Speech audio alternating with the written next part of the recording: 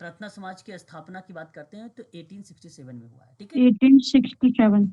कहाँ पे हुई है? मुंबई में। किसने किया है? आत्माराम मुंबई। पांडुरंग और महादेव गोविंद रनाडे ने, ठीक है। रनाडे को पश्चिम भारत का सांस्कृतिक पुनर्जागरण का अग्रदूत कहा जाता है। महाराष्ट्र का सुकरात भी रनाडे को ही कहा जाता है। इसी के द्वारा स्थापित है एक दलित जाति मंडल, दक्कन शिक्षा सभा। बहुत ही महत्वपूर्ण कार्य है, ये कार्य की प्रक्रिया भी इसी के अंतर्गत चलाई गई। रनाडे ने एक आस्तिक की धर्म में आस्था, ये एक आप कह सकते हैं किताब थी, बट यहाँ अगर हम बात करें तो एक रचना के रूप में ये जानी गई। एक आस्तिक की धर्म में संस्था, एक आस्तिक की धर्म में संस्था, ये बड़ी इंपॉर्टेंट किताब है, पेपर में पूछा जाता है। तो आत्माराम पांडुरंग भी ऑप्शन में आते हैं, तो आप जरूर जवाब दीजिएगा महादेव गोविंद रनाडे जी का नाम, ठीक है। आगे बात करते हैं और उसके बाद अगर हम जिक्र करते हैं तत्वबोधिनी सभा, हमारे सामने तत्वबोधिनी सभा की स्थापना कब की गई? तो तत्वबोधिनी सभा की स्थापना 1839 में किया गया। कहाँ पर इसकी स्थापना हुई? तो कलकत्ता, कलकत्ता। यानी अब इसे हम लोग क्या बोलते हैं? कोलकाता कहते हैं। तत्वबोधिनी सभा 1839 कोलकाता में इसकी स्थापना हुई, याद रखिएगा। और किसने किया? तो याद रखिएगा देवेंद्रनाथ ठाकुर ने किया। टैगोर ने किया। ठाकुर भी कहते हैं इनको, ठाकुर भी कहा जाता है, देवेंद्रनाथ ठाकुर भी इनको बोला जाता है और टैगोर भी कहा जाता है, ठीक है। तो 6 अक्टूबर 1839 को इसकी स्थापना हुई कलकत्ता में, ये बात ध्यान रखिएगा। देवेंद्रनाथ टैगोर या ठाकुर ने किया था। इसका बेसिकली जो उद्देश्य था वो था धार्मिक विषयों पर चिंतन और उपनिषद के सार का प्रसार करना था। आरंभ में इसका जो नाम रखा गया था वो था तत्वरंजनी सभा। क्या नाम रखा हुआ था आरंभ में?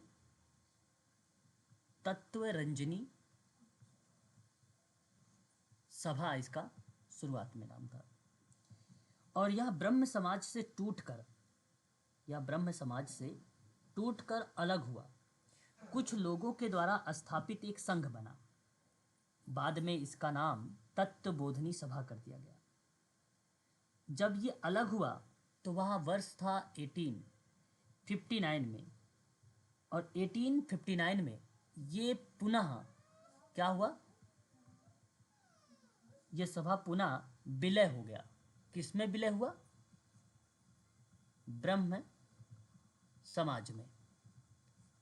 तो विलय कब हुआ? 1859 में ये विलय हो गया था, ठीक है। शुरुआत में अगर तत्वबोधिनी सभा का नाम की बात करता है तो ये जो टूट कर अलग हुआ तो अलग कब हुआ? 1839 में। 1839 में ये अलग हो गया था, ठीक है। और 1859 में यह विलय हो गया ब्रह्म समाज से। ये बात आप ध्यान में रखेंगे सभी लोग, ठीक है। साथ ही साथ अगर मैं बात करता हूँ तो राजा राम मोहन राय के विचारों का प्रचार प्रसार जो है इसी सभा में किया गया था, तत्वबोधिनी सभा में। इसमें अंतरजातीय विवाह, स्त्री शिक्षा, विधवा विवाह और उसका समर्थन किया गया था। बाल विवाह, बहुविवाह, जाति प्रथा की कटु आलोचना की गई थी इसमें, ठीक है। उसके बाद अगर हम बात करते हैं तो एक और आंदोलन आता है, उस आंदोलन को देवबंद आंदोलन कहा जाता है। देवबंद आंदोलन की प्रक्रिया में अगर हम बात करते हैं तो इसकी स्थापना 1867 में हुई थी। कब हुआ था? 1867 में हुई थी। आपको बता दूं, इस देवबंद आंदोलन को ही मुसलमानों ने अपने विचारधाराओं से इसको प्रभावित किया और इसे देवबंदी भी कहा गया। मुसलमानों को देवबंदी भी कहा गया, देवबंद आंदोलन को। इस आंदोलन का जो स्थान है देवबंद यानी सहारनपुर उत्तर प्रदेश में 1867 में इसकी स्थापना हुई। किसने किया? इसके संस्थापक कौन रहे?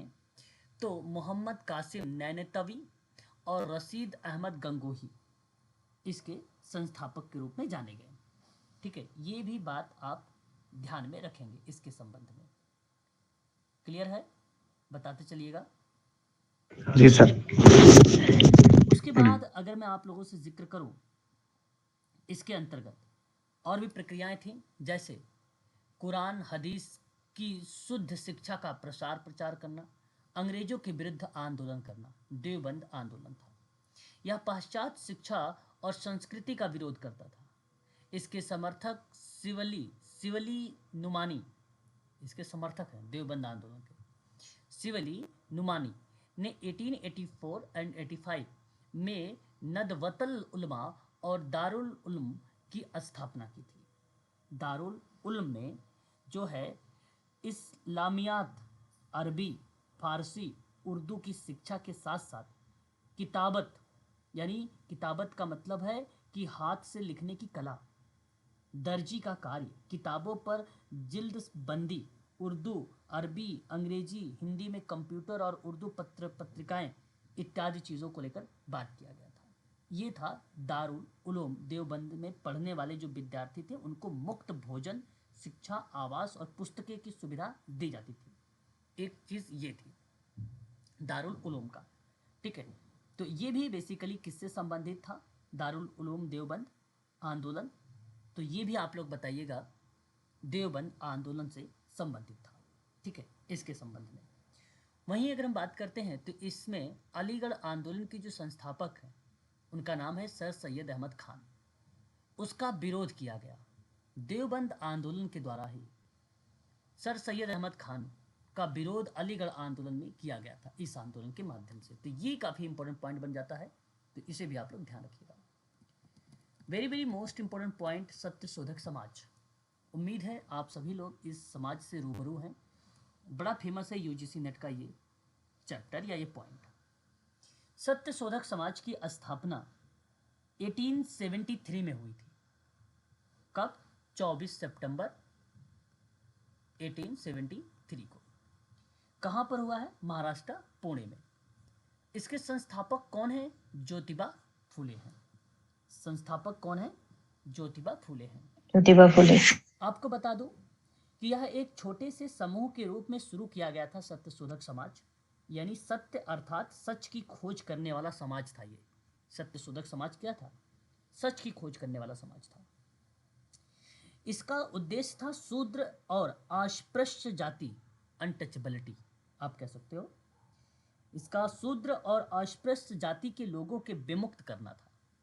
इसकी विचार बेसिकली गुलामगिरी, सार्वजनिक सत्य धर्म में निहित है और यह उद्देश्य था इसका कि दलित और निम्न जाति के लोगों का कल्याण करना सत्य शोधक समाज की एक अहम भूमिका थी। ज्योतिबा फूले ने गुलामगिरी एक पुस्तक लिखी, बड़ी फेमस रही, परीक्षा में कई बार आ भी चुका है, 1872 का है। सार्वजनिक सत्य धर्म और सत्य शोधक जैसी पुस्तकों और संगठनों द्वारा निम्न जातियों की सुरक्षा दिलाने पर यह सत्य शोधक समाज जो है बेस्ड रहा, उसी पर यह आधारित रहा। ये चीज़ आपको ध्यान में रखना होगा, ठीक है। आगे बात करते हैं अलीगढ़ आंदोलन के बारे में। अलीगढ़ आंदोलन सन 1875 में इसकी स्थापना हुई। उम्मीद है कि आप इसके बारे में भी जानते हैं। अलीगढ़ आंदोलन की स्थापना 1875 में देखने को मिली। किसने इसकी स्थापना किया था? तो याद रखिएगा सर सैयद अहमद खान ने इसकी स्थापना की थी। आपको बता दूं इसकी स्थापना अलीगढ़ में हुई। इसका उद्देश्य जो रखा गया वो था इस्लाम के प्रति अपनी निष्ठा को कमजोर किए बिना भारतीय मुसलमानों को आधुनिक शिक्षा देना। आपको बता दूं पर्दा, बहुविवाह, विधवा, पुनर्विवाह, महिलाओं की शिक्षा, दास्ता, तलाक आदि से संबंधित मुसलमानों के बीच सामाजिक सुधारों की शुरुआत किया गया था इस अलीगढ़ आंदोलन से। अलीगढ़ आंदोलन मुसलमानों के दृष्टिकोण से आधुनिक बनाना था। अलीगढ़ मुस्लिम एंग्लो ओरिएंटल कॉलेज की स्थापना भी की गई। कालांतर में अलीगढ़ मुस्लिम विश्वविद्यालय के नाम से जाना जाता है। सन 1864 में सर सैयद अहमद खान ने साइंटिफिक सोसाइटी की भी स्थापना की और सर सैयद अहमद खान ने अंग्रेजों की प्रतिनिष्ठा व्यक्त करने हेतु राजभक्त मुसलमान पत्रिका का भी प्रकाशन किया था। ठीक है, राजभक्त पेपर में आता है, मुसलमान पत्रिका का प्रकाशन किसने किया है? तो सर सैयद अहमद खान ने किया है। ये बात आपको ध्यान रखनी होगी। उसके बाद अगर हम बात करते हैं यंग बंगाल आंदोलन की स्थापना के जिक्र जो किया गया वह 19वीं शताब्दी मानी जाती है, लेकिन वर्ष की बात अगर जब होती है तो 1875 बताया जाता है। भारत में अगर जब पूछा जाता है इसकी स्थापना कलकत्ता वाले परिप्रेक्ष्य में, तब आप लोग 1886 बताते हैं भारत के परिप्रेक्ष्य में। यंग बंगाल आंदोलन की जो संस्थापक हैं उनका नाम है हेनरी बेबिलियन डेरेजियो। ये बात भी आपको ध्यान में रखना होगा, ठीक है। इस आंदोलन के सदस्य मुक्त चिंतन की भावना से प्रेरित थे और तत्कालीन हिंदू समाज की सामाजिक धार्मिक संरचना के विरुद्ध विद्रोही भावना रखते थे, ठीक है। और प्रेस की स्वतंत्रता, जमींदारों के अत्याचार से रवैयत जो रियायत थे उन रियायतों की सुरक्षा और सरकारी उच्च सेवाओं में भारतीयों को रोजगार दिलाना। डेरेजियो को आधुनिक भारत का प्रथम राष्ट्र कवि माना जाता है। आधुनिक भारत का प्रथम राष्ट्र कवि कौन है? तो हेनरी विविलियन डेरेजियो है। ये भी बात आपको याद रखना होगा, ठीक है। ये इंपॉर्टेंट पॉइंट था यंग बंगाल आंदोलन से संबंधित। और बंगाल के क्रांतिकारी बंगाली स्वतंत्र चिंतकों का एक समूह था जो कलकत्ता के हिंदू कॉलेज से संबंधित थे, ठीक है। तो ये एक हिंदू कॉलेज के क्रांतिकारी शिक्षक थे जिनका नाम हेनरी लुई विविलियन डेरेजियो है, ठीक है। और इन्होंने ही यंग बंगाल की स्थापना की थी, ठीक है, 1875 में। 1875 में। तो इसका सही जवाब आप लोग 1875 याद रखिएगा और भारत के परिप्रेक्ष्य में 1886 रखिएगा याद। उसके बाद the servants of India society, ये भी आप लोगों ने नाम सुना होगा। इसको शुद्ध हिंदी में कहा जाता है भारत सेवक समाज। The servants of India society की स्थापना बेसिकली देखने को मिलता है 1905 में। कब? 1905 में पुणे महाराष्ट्र में। 1905 पुणे महाराष्ट्र में। किसकी भूमिका यहाँ पर आती है? तो गोपाल कृष्ण गोखले की आती है। आपको बता दूं इसका उद्देश्य था कल्याणकारी कार्यों में विभिन्न जातियों और धर्मों के भारतीयों को एकजुट करना था, प्रशिक्षित करना था। यह उस देश का पहला धर्मनिरपेक्ष संगठन था जिसने खुद को वंचितों, ग्रामीण और आदिवासी लोगों और अन्य सामाजिक कारणों के लिए समर्पित था। गोपाल कृष्ण गोखले को महात्मा गांधी के राजनीतिक गुरु के रूप में भी जाना जाता है। राजनीतिक गुरु किसको जाना जाता है महात्मा गांधी का? गांधी जी का। तो आप बताइएगा गोपाल कृष्ण गोखले जी को। गोखले। 1905 में उन्हें भारतीय राष्ट्रीय कांग्रेस यानी बनारस अधिवेशन का अध्यक्ष चुना गया था। 1905 में ही 1926 में भगत सिंह ने नौजवान भारत सभा, जिसको भारत की युवा सोसाइटी की स्थापना किया। और 1926 में क्या? भारत की युवा सोसाइटी, युवा सोसाइटी की स्थापना किया, ठीक है। हालांकि हिंदुस्तान रिपब्लिकन एसोसिएशन, जिसे बाद में हिंदुस्तान सोशलिस्ट रिपब्लिकन एसोसिएशन के नाम से जाना गया है ना, तो इसके अंतर्गत जो भूमिका होती है वो नवयुवकों को सार्वजनिक जीवन के लिए प्रशिक्षित करना था इस भारत सेवक समाज को। यह इसका मोटो था यानी उद्देश्य था। उसके बाद एक आता है सामाजिक सेवा संघ। सामाजिक सेवा संघ की स्थापना सन 1921 में हुई थी। सामाजिक सेवा संघ की स्थापना सन 1921 में हुई थी और मुंबई में किया गया था। इसके जो संस्थापक थे उनका नाम था नारायण मल्हर जोशी। आंदोलन का मुख्य उद्देश्य था सामाजिक तथ्यों को एकत्र करना और उनका अध्ययन करना और समाज सेवा के सवालों पर जनमत बनाने की दृष्टि से सामाजिक समस्याओं पर चर्चा करना था। Narayan Malhar Joshi servant of India society के एक प्रमुख सदस्य के रूप में भी जाने जाते थे। आपको बता दूं कि लोगों के लिए मेहनत करने और आजीविका हेतु अधिक अच्छी स्थिति प्राप्त कराना था। ये था सामाजिक सेवा संघ का मेन मोटो। इस बात को भी मैं चाहूँगा कि आप लोग ध्यान में रखेंगे, ठीक है। 1921 के परिप्रेक्ष्य में क्लियर रहेगा? तो एक बार स्पष्ट करिएगा, लोगों को मेहनत करने और आजीविका के लिए बहुत अच्छा जी सर। लोगों के स्वयं एवं व्यक्तियों की सामाजिक और आर्थिक उत्थान पर बात किया गया था सामाजिक सेवा संघ की। उसके बाद एक और आंदोलन आता है, वह आंदोलन है अहमदिया आंदोलन। आपको पता होगा 1889 में इसकी स्थापना हुई। स्थान था पंजाब का गुरदासपुर जिला। संस्थापक थे मिर्जा गुलाम अहमद। उम्मीद है कि सभी लोग इससे जानते हैं, अहमदिया आंदोलन मिर्जा गुलाम अहमद का। आपको बता दूं कि इस अहमदिया आंदोलन में मुसलमानों के आधुनिक बौद्धिक विकास और धर्म उपदेश और नियमों को उदार बनाना था। अहमदिया आंदोलन के जो अनुयायी थे गुलाम अहमद, इनका बेसिकली यही भूमिका था कि धर्मोपदेश नियम बौद्धिक विकास पर उदार बनाना।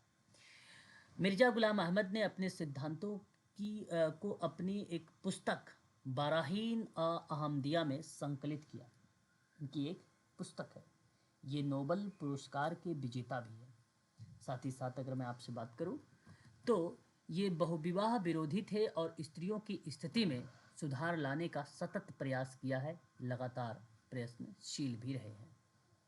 उसके बाद अगर हम बात करें तो हमारे सामने एक और पॉइंट आता है, रहनुमाए मजादासन सभा। आपको बता दें इस सभा की स्थापना सन 1851 में हुई थी। कब हुआ था? 1851 में। कहाँ पर किया गया था? मुंबई में किया गया था। इसके जो संस्थापक थे नरौजी फरदोन जी, दादा भाई नरौजी और एस बंगाली इसके जो है संस्थापक रहे हैं। पारसियों के सामाजिक व्यवस्था में पुनरुत्थान, धर्म में पुनः प्राचीन शुद्धता को प्राप्त करना तथा धार्मिक क्षेत्र में विद्यमान रूढ़िवादिता को समाप्त करना था। सत्यवादी को बेसिकली रौफ्त गफ्तार कहा गया नामक एक पुस्तिका थी, इसको प्रकाशित किया। पर्दा प्रथा को प्रतिबंधित कर दिया, विवाह की आयु में वृद्धि कर दी। इसमें स्त्री शिक्षा पर बल दिया गया रहनुमाए मजादासन सभा में। उसके बाद एक और आंदोलन बना और वो आया परमहंस मंडली। परमहंस मंडली की स्थापना सन 1849 और 50 में देखने को मिलता है। मुंबई में इसकी स्थापना की गई। आत्माराम पांडुरंग, बाल कृष्ण जयकर, जो है दादोबा पांडुरंग की ये भूमिका रही परमहंस मंडली में। उद्देश्य था व्यक्ति की नैतिक उन्नति को लेकर। इसमें मूर्ति पूजा तथा जाति प्रथा का विरोध किया गया और यह इक्वेशरवाद और विश्व बंधुत्व की अवधारणा पर आधारित रहा है। परमहंस मंडली, ये भी बात आप ध्यान रखिएगा। उसके बाद अखिल भारतीय दलित वर्ग, वेरी वेरी मोस्ट इम्पॉर्टेंट ये है। इसकी स्थापना सन 1924 में हुई। मुंबई में इसकी स्थापना की गई। इसके जो संस्थापक थे वो डॉक्टर भीमराव अंबेडकर थे। ठीक है। उद्देश्य इसका था सवर्ण हिंदुओं और अछूतों में सामाजिक समानता के सिद्धांत का प्रचार करना। और 1924 में मुंबई में, अब इसको बम्बई को मुंबई कहा जाता है, यहाँ 1924 में दलित संस्थान बहिष्कृत हितकारी सभा की भी स्थापना की गई थी 1924 में डॉक्टर भीमराव अंबेडकर के द्वारा। साथ ही साथ अगर हम बात करें तो 1927 में मराठी पाश्चिक बहिष्कृत भारत का प्रकाशन इन्होंने प्रारंभ किया 1927 में। 1942 में यानी 1942 में डॉक्टर भीमराव अंबेडकर ने अनुसूचित जाति परिसंघ की भी स्थापना की थी। ये 3-4 पॉइंट इस पॉइंट से लिए गए हैं और ये पेपर में आए भी हैं कई बार, इसको भी आप लोग ध्यान में रखिएगा। ठीक है, तो ये था आप लोगों के लिए जो मैंने भी आप लोगों से जिक्र किया है सामाजिक धार्मिक सुधार के संबंध में आंदोलन। ठीक है, और उसके बाद कुछ प्रमुख समाज सुधार है, जैसे यहाँ पर आप लोग ध्यान दे सकते हैं कि सामाजिक कुप्रथा क्या रही है। सती प्रथा एक रहा है, जिसमें सबसे इम्पोर्टेंट पॉइंट ये लास्ट की 2 पॉइंट है। एक, राजा राम मोहन राय ने सती प्रथा के विरोध करते हुए ब्रिटिश सरकार से इसे बंद करवाने का अनुरोध किया, ये पहली पॉइंट। दूसरी पॉइंट ये है कि इसके परिणाम स्वरूप लॉर्ड विलियम बेंटिक ने 4 दिसंबर 1829 को 17वें नियम के अंतर्गत बंगाल में इसी सती प्रथा को रोक लगा दिया था। ये एक दूसरी पॉइंट रह जाएगी, ये भी हमारे लिए इम्पोर्टेंट रहेगा, लास्ट का 2 पॉइंट। उसके बाद अगर हम बात करते हैं नेक्स्ट सामाजिक कुप्रथा को, तो वो है बाल विवाह। बाल विवाह में अगर हम बात करते हैं तो बाल विवाह विरुद्ध जो है सर्वप्रथम कार्य जो है राजा राम मोहन राय ने किया, परंतु केशव चंद्र सेन और बी एस मालाबारी के प्रयासों से सर्वप्रथम 1872 ईस्वी में देसी बाल विवाह अधिनियम क्या हो गया, पारित हुआ। कब हुआ? 1872 में। और इस अधिनियम में 14 वर्ष से कम आयु के बालिकाओं और 18 वर्ष से कम आयु के बालकों के विवाह का प्रतिबंध कर दिया गया था। किस अधिनियम के तहत ये प्रतिबंध किया गया? देसी बाल विवाह अधिनियम के द्वारा 1872। उसके बाद एसएस बंगाली के 72। परिणाम स्वरूप में, बिल्कुल 72। उसके बाद अगर हम बात करते हैं एसएस बंगाली के प्रयासों के परिणाम स्वरूप, तो 1891 में ब्रिटिश सरकार ने एज ऑफ कॉन्सेप्ट एक्ट पारित किया। एज ऑफ कॉन्सेप्ट एक्ट पारित किया, जिसमें 12 वर्ष से कम आयु की कन्याओं के विवाह के बारे में जिक्र किया गया।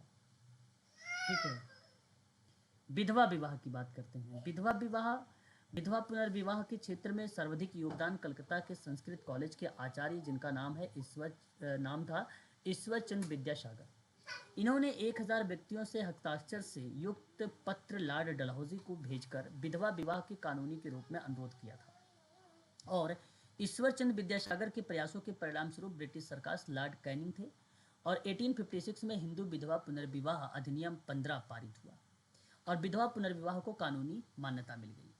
प्रोफेसर डी के कर्वे, जिनको कहा जाता है ढूंढो केशव कर्वे, इन्होंने वीरेशलिंगम पुत्तुल ने भी विधवा पुनर्विवाह के लिए कार्य किया। प्रोफेसर डी के कर्वे ने 1896 में विधवा आश्रम की पूना में स्थापना किया और स्वयं एक विधवा महिला से इन्होंने विवाह भी कर लिया, प्रोफेसर डी के कर्वे ने। वहीं अगर हम बात करते हैं बाल हत्या प्रथा को लेकर, बाल हत्या की प्रथा राजपूतों और बंगाल के अधीन प्रचलित थी। इसमें बालिका शिशुओं को जन्म लेते ही निर्दयता से उसको मार दिया जाता था। इसके कारण विदेशी आक्रामक और सुयोग्य वरों की अपर्याप्तता की समस्या रही। वर मतलब समझ ही रहे होंगे आप लोग, दूल्हे की बात। सन 1785 में बंगाल नियम 21, ठीक है, बंगाल नियम 21 और 1804 ईस्वी में नियम 3 के अंतर्गत कुप्रथा को समाप्त करने की दिशा में सार्थक प्रयास किया गया। दास प्रथा, भारतीय समाज में प्रचलित दास प्रथा को बंद करने के लिए 1823 में लिस्टर स्टैनहोप ने इंग्लैंड के ड्यूक ऑफ गोस्टर से अनुरोध किया था कि इसके परिणाम स्वरूप 1789 में दासों के निर्यात को प्रतिबंध कर दिया गया और 1833 में चार्टर एक्ट द्वारा ब्रिटिश सरकार ने दासता को गैर कानूनी करार दे दिया। 1843 में संपूर्ण भारत में इसको क्या कर दिया गया? प्रतिबंध कर दिया गया। दासता एक्ट, इंपॉर्टेंट लाइन है ये जो लास्ट की है। उसके बाद 1860 में दासता को भारतीय दंड संहिता के द्वारा अपराध भी घोषित कर दिया गया। कब घोषित किया दासता को? तो 1860 में, यानी 1860 में। स्त्री शिक्षा पर बात करते हैं। भारतीय समाज में स्त्री की दयनीय स्थिति को देखते हुए सर्वप्रथम ईसाई मिशनरियों ने 1819 में, यानी 1819 में कलकत्ता में तरुण स्त्री सभा की स्थापना की स्त्री शिक्षा को लेकर। 1849 में जेडी बेथुन शिक्षा परिषद के अध्यक्ष द्वारा कलकत्ता में एक बालिका विद्यालय की स्थापना की गई। शिक्षा परिषद अध्यक्ष के द्वारा कलकत्ता में एक बालिका विद्यालय स्थापित हुआ, जेडी बेथुन ने किया 1849 में। स्त्री शिक्षा के लिए सर्वाधिक प्रयास जो है ईश्वर चंद्र विद्यासागर जी ने किए थे और इन्होंने बंगाल में लगभग 35 बालिका विद्यालय स्थापित किए। 1854 में गठित चार्ल्स वुड डिस्पैच में स्त्री शिक्षा के विकास का विशेष ध्यान दिया गया था। 1926 यानी 1926 में महिलाओं के उत्थान के लिए अखिल भारतीय महिला सभा की भी स्थापना हुई। प्रोफेसर डी के कर्वे ने स्त्री शिक्षा को बढ़ावा देते हुए 1916 में पुणे में भारतीय महिला विश्वविद्यालय की स्थापना की। 1916 में भारतीय महिला विश्वविद्यालय की स्थापना किसने किया? प्रोफेसर डी के कर्वे ने डी के कर्वे। देने के लिए अंग्रेजों के द्वारा कभी कभी पेपर में सवाल पूछता है कि उस समय लॉर्ड जनरल कौन थे, गवर्नर कौन थे, उसकी खास विशेषता क्या थी। ये कुछ पॉइंट है, इसको आप ध्यान से सुन लीजिए। नवजात कन्या हत्या कानून जॉन सोर का है, उस समय जनरल गवर्नर थे। वर्ष था वो 1795। इसके द्वारा नवजात कन्याओं की हत्या पर रोक लगाई गई। उसके बाद बाल हत्या निरोधक कानून था, लॉर्ड डलहौजी का था, 1802 का था, और इसके द्वारा नवजात कन्या शिशुओं को मारने पर रोक लगा दी गई। सती प्रथा विशेष कानून जो विलियम बेंटिक का था, सती प्रथा निषेध कानून है ये, जो विलियम बेंटिक उस समय गवर्नर जनरल थे। 1829 का वह वर्ष था जिसके द्वारा सती प्रथा पर कानूनी रोक लगाकर इसे हत्या माना गया था। हिंदू विधवा पुनर्विवाह अधिनियम, लॉर्ड डलहौजी उस समय गवर्नर जनरल थे, 1856 की बात है ये। उसके द्वारा विधवा विवाह को कानूनी मान्यता दे दी गई। संपत्ति आयु अधिनियम है, ये सम्मति, ये बेसिकली इंपॉर्टेंट नहीं है, फिर भी अगर आप चाहो तो यहाँ पर ध्यान दे सकते हो। लेंस डाउन का नाम आता है, उस समय गवर्नर जनरल थे ये, और ये 1891 में 12 वर्ष से कम आयु के बालकों के विवाह पर रोक लगा दिया था। Sharda act, very very most important IMP है ये। लॉर्ड इरविन उस समय गवर्नर जनरल थे, और अगर मैं बात करूं तो 1930 की ये बात है। बालकों के लिए विवाह की जो न्यूनतम आयु थी 18 वर्ष, और बालिकाओं के लिए जो थी वो 14 वर्ष निश्चित कर दिया था शारदा एक्ट में। हिंदू महिला संपत्ति एक कानून है, लॉर्ड ऑकलैंड का आता है। 1937 में हिंदू महिलाओं की संपत्ति के अधिकार का अवसर यानी उसको एक प्रकार से प्रदान करता है या अधिकार प्रदान करता है। ये हिंदू महिला संपत्ति कानून था 1937 का। दास प्रथा निषेध है, ये बेसिकली लॉर्ड एलनबरो का नाम आता है। दास प्रथा निषेध में 1943 में यह वर्ष था, और उस समय गवर्नर जनरल जो थे वो लॉर्ड एलनबरो थे। इन्होंने 1833 के चार्टर अधिनियम के द्वारा 1843 में दास प्रथा को प्रतिबंध कर दिया था, 1843 में। ठीक है, किसके तहत? बेसिकली कौन सा अधिनियम था वो? 1833 का था, चार्टर अधिनियम था। कब किया था? 1843 में किया था। दास प्रथा को प्रतिबंध किया था। किसने किया था? किस गवर्नर जनरल ने किया था? तो लॉर्ड एलनबरो ने किया था। कौन सा वो कानून था? दास प्रथा निषेध कानून था। ठीक है, तो यहाँ आपका ये टॉपिक होता है यहाँ समाप्त। ठीक है, तो ये चीज़ें हैं, इसको आप लोग ध्यान में रखिएगा। इंपॉर्टेंट चीज़ें थी जो मैंने आपको बताया है। यहाँ आपका ये भी टॉपिक अब फिनिश हो गया है, और नेक्स्ट टाइम पर हम लोग कुछ अलग पॉइंट पर बातचीत करेंगे। ठीक है, सोशल वर्क में ही केस वर्क या तो ग्रुप वर्क या तो कम्युनिटी वर्क। ठीक है, उस पर हम लोग अगली क्लास यानी मंडे के दिन जिक्र करेंगे। कोई सर वीडियो इसका सर इसका वीडियो भेज दीजिएगा सर ग्रुप में। बिल्कुल बिल्कुल।